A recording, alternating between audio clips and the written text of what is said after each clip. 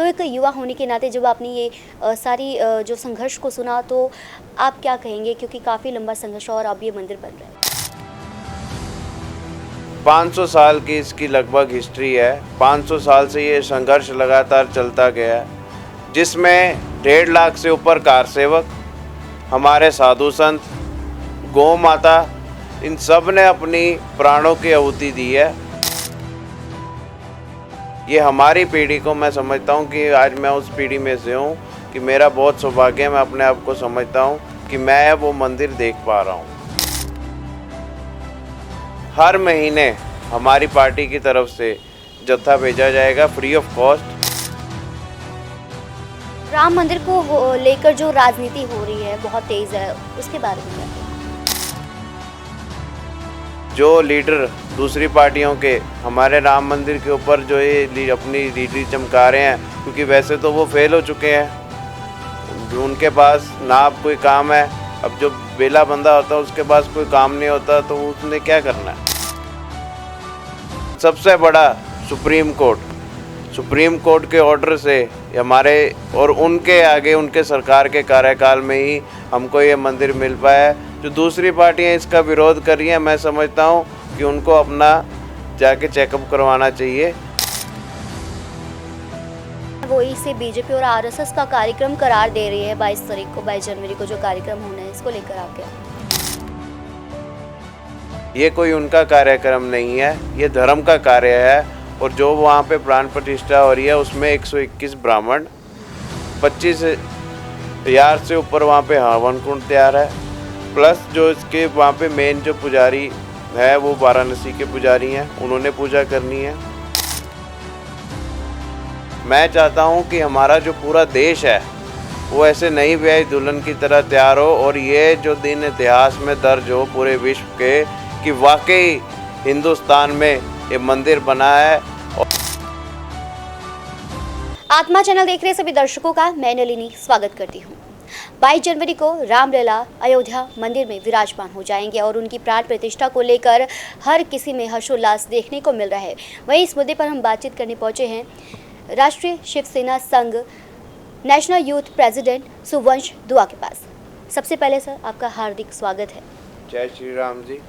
जी sir, एक युवा होने के नाते आपने कहीं ना कहीं ये लंबा संघर्ष नहीं देखा होगा, लेकिन अपने जो बुज़ुर्गों से इसके बारे में ज़रूर सुना होगा। तो एक युवा होने के नाते जब आपने ये सारी जो संघर्ष को सुना तो आप क्या कहेंगे, क्योंकि काफ़ी लंबा संघर्ष और अब ये मंदिर बन रहा है। जय श्री राम। मैं सुवंश दुआ, राष्ट्रीय युवा प्रेसिडेंट शिवसेना, राष्ट्रीय शिवसेना संघ से। आज बहुत ही खुशी का दिन है हमारे सनातनी प्रेमियों के लिए, क्योंकि जैसे पूरे विश्व को पता है कि 22 तारीख को हमारे जो रामलला जी का मंदिर अयोध्या में वो बन के तैयार हो चुका है। 22 तारीख को उसकी प्राण प्रतिष्ठा है। इस मंदिर के जो पीछे हिस्ट्री में 500 साल की इसकी लगभग हिस्ट्री है। 500 साल से ये संघर्ष लगातार चलता गया है, जिसमें 1.5 लाख से ऊपर कार सेवक, हमारे साधु संत, गौ माता, इन सब ने अपनी प्राणों की आहुति दी है। उनके प्राणों की आहुति करके ही, उनके योगदान करके ही आज ये जो हमारा मंदिर है, ये हमारी पीढ़ी को, मैं समझता हूँ कि आज मैं उस पीढ़ी में से हूँ कि मेरा बहुत सौभाग्य है। मैं अपने आप को समझता हूँ कि मैं वो मंदिर देख पा रहा हूँ, अपनी आंखों के सामने बनता देख पा रहा हूँ। और जल्द ही मैं अयोध्या जाने का भी, हमारे जो संगठन है राष्ट्रीय शिवसेना संघ है, हमारा संगठन, सारे हमारी लीडरशिप अयोध्या की तरफ कूच करेगी, जाएगी मंदिर में। प्लस हर महीने हमारी पार्टी की तरफ से जत्था भेजा जाएगा फ्री ऑफ कॉस्ट। जिन्होंने भी अयोध्या राम मंदिर जाना है, राम मंदिर के साथ साथ हम तिरुपति बालाजी और जो और हमारे 10 से 12 जो मेन धार्मिक स्थान है, हम पूरा जत्था वहाँ पे भेजेंगे। राम मंदिर को लेकर जो राजनीति हो रही है बहुत तेज़ है, उसके बारे में क्या कहेंगे? देखो, मैं समझता हूँ कि धर्म के ऊपर राजनीति करना सही बात नहीं है। हर एक चीज़ में राजनीति करना सही बात नहीं है। जो बंदे जो लीडर दूसरी पार्टियों के हमारे राम मंदिर के ऊपर जो ये अपनी लीडरी चमका रहे हैं, क्योंकि वैसे तो वो फेल हो चुके हैं, उनके पास ना अब कोई काम है। अब जो बेला बंदा होता है उसके पास कोई काम नहीं होता तो उसने क्या करना है। तो उनको अब ये मुद्दा मिला हुआ है, वो इसी पे बोल रहे हैं, क्योंकि उन्होंने अपने कार्यकाल के दौरान तो ये उनसे बन नहीं पाया। अब अगर जो सरकार मौजूदा सरकार है, उनके कहते हैं ना कि जो शेर है वही कर सकता है, हमारे लिए तो शेर हमारे मोदी जी हैं जिन्होंने हमारा आगा सुधारा है। तो उनके ही देखो, उनके योगदान से, हमारे होम मिनिस्टर के योगदान, सबसे बड़ा सुप्रीम कोर्ट के ऑर्डर से हमारे और उनके आगे उनके सरकार के कार्यकाल में ही हमको ये मंदिर मिल पाया है। जो दूसरी पार्टियां इसका विरोध कर रही हैं, मैं समझता हूँ कि उनको अपना जाके चेकअप करवाना चाहिए, क्योंकि देखो मंदिर के किसी भी धर्म के ऊपर राजनीति करना ये कहीं नहीं लिखा हुआ। राजनीतिक और भी बहुत कुछ मुद्दे हैं। कुछ राजनीतिक पार्टियां जो हैं वो इसे बीजेपी और आरएसएस का कार्यक्रम करार दे रही है। 22 जनवरी को जो कार्यक्रम होना है, इसको लेकर आप क्या? देखो, अगर उनका कार्यक्रम हो तो वो दूसरे साधु संत, दूसरे जो धर्म के मोडी हैं, उनको क्यों बुलाएंगे? वो अगर उनका खुद का पर्सनल कार्यक्रम होगा तो वो खाली अपनी लीडरशिप को बुलाएंगे, वो दूसरे पूरे देश को इकट्ठा करके क्यों चलेंगे? ये कोई उनका कार्यक्रम नहीं है, ये धर्म का कार्य है। और जो वहाँ पे प्राण प्रतिष्ठा हो रही है उसमें 121 ब्राह्मण, 25,000 से ऊपर वहाँ पे हवन कुंड तैयार है, प्लस जो इसके वहाँ पे मेन जो पुजारी है वो वाराणसी के पुजारी हैं, उन्होंने पूजा करनी है। जो मोदी जी हैं, अमित शाह जी हैं, योगी जी हैं, इन ये लीडरशिप उनका वहाँ पे साथ देगी। ये वहाँ पे बैठ के पूजा नहीं कर रहे, ये साथ में बैठ के पूजा कर रहे हैं। जो मेन वहाँ पे पूजा करनी है वो संत ही कर रहे हैं। वो तो आप जो बाकी युवा हैं, उन युवाओं को क्या संदेश देना चाहेंगे? मैं तो युवाओं को यही संदेश देना चाहूँगा कि तुम बहुत भाग्यशाली हो जो तुम्हें ये मंदिर, जो तुम्हारी पीढ़ी को ये मंदिर मिला है, और आगे तुम अपने बच्चों को भी बताओगे, इसके संघर्ष बारे बता पाओगे।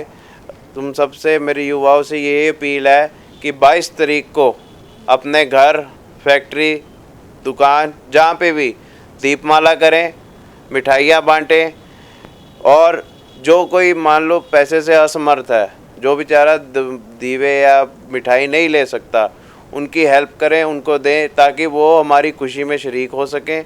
और 22 तारीख को हमारे इधर हेड ऑफिस राष्ट्रीय शिव सेना संघ में हम यहाँ पर हवन यज्ञ करवा रहे हैं। साथ में हम यहाँ बाहर लंगर लगा के मिठाई प्लस दीवे भी बांटेंगे, ताकि जो है क्योंकि ये ऐसी खुशी है, इसमें जिस सबका योगदान होगा उतने ही हमारी धर्म के लिए ये मान की बात होगी। हम तो हमेशा सबको साथ लेके चले हैं, क्योंकि सबका साथ सबका विकास, तो हम तो ये नीति लेके चलते हैं।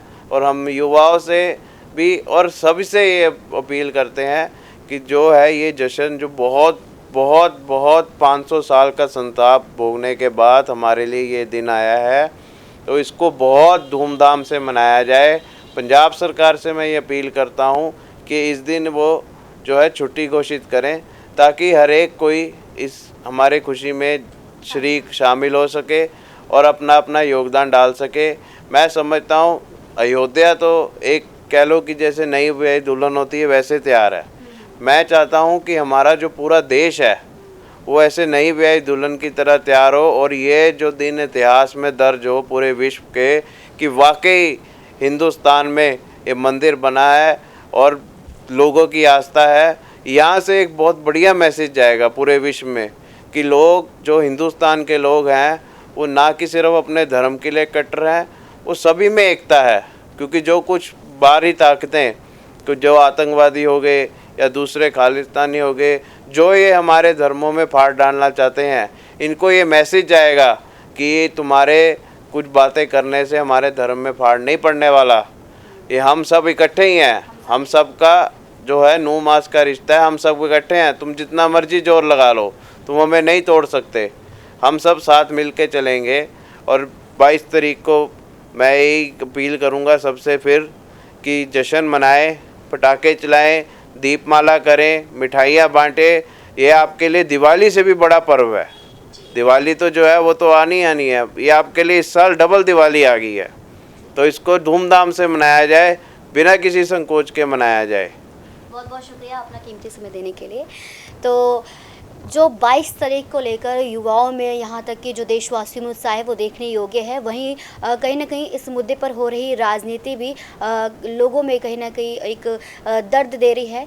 इस मुद्दे पर हो रही राजनीति को लेकर आपके क्या विचार हैं, हमें कमेंट करके ज़रूर बताइए और देखते रहिए आत्मा चैनल। कैमरा पर्सन नवल के साथ नलिनी।